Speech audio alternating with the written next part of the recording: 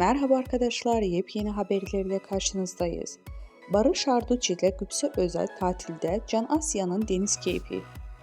Yaz aylarını Çeşme'deki evlerinde geçiren Gülse Özel ve Barış Arduç, geçen Perşembe'de Çiftlik Köyü'ndeki bir plajda kızları Can Asya ile beraber denizde girerken görüntülendi. Can Asya bir annesinin bir babasının kucağında serin suların tadını çıkardı. Gülse Özal ve Barış Arduç bebeklerini otomobil görünümlü deniz aracı Jet Car'a bindirdi. Barış Arduç kızını bir an olsun kucağından bırakmadı.